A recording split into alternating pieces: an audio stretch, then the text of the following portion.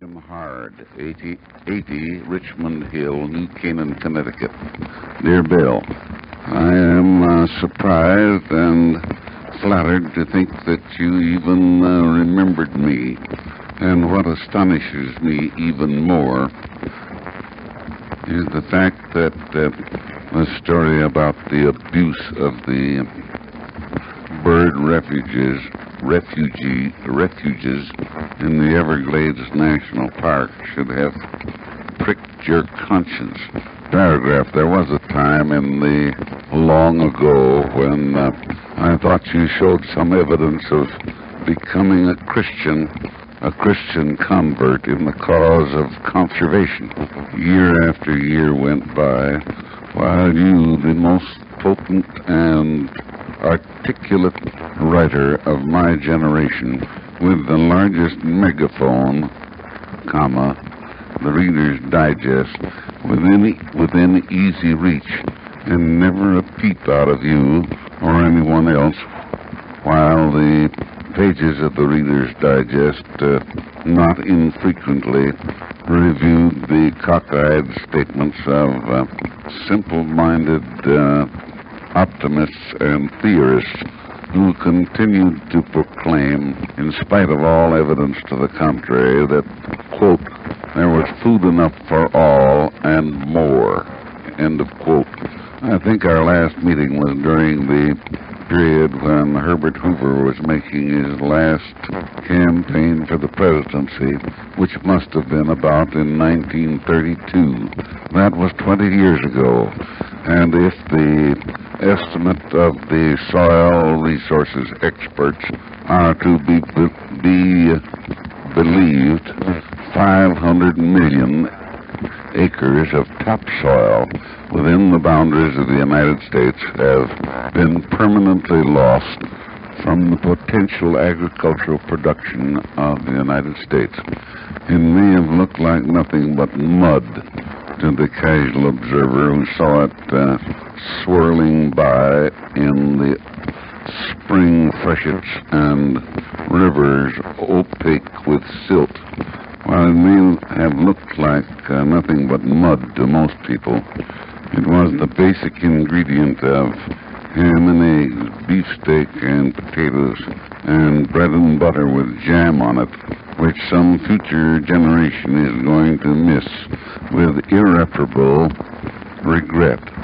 Strange, isn't it, that no one seems to pay any attention to it except a few cloistered scientists whose warnings go unheeded. Paragraph. Now about the roseate spoonbills and the Everglades bird refuges.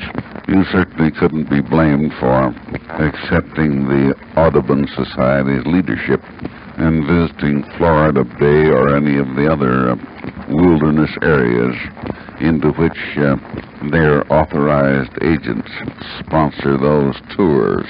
The Audubon Society is supposed to be the god and all his disciples in matters of bird lore, but they, and Dan Beard included, have yielded to the temptation of increasing their following by taking caravans of bird lovers into the hideouts of that most secretive and sensitive species, the roseate spoonbills. The spoonbills have been decreasing at an alarming rate during the last 10 years. They select their rookeries and roosts with an eye to privacy, and when the guides, in order to give the bird lovers a chance to take photographs, clap boards together which sound like the discharge of a gun in order to make the spoonbills take to the air and show their colors. It generally results in the birds seeking new and remote quarters where food and the proper environment are plentiful, are growing very scarce indeed, and only the rolls of the Audubon Society membership increase. Paragraph. You made no mistake in going to Florida Bay, where you saw probably the evening and perhaps the morning flight of roseate spoonbills, accompanied by the more numerous wood and white ibis. I doubt if your presence during that evening and morning flight to the segregated island roosts did any harm, and it certainly is a wonderful sight, which I have watched many times, but always from a hiding where our presence was undetectable.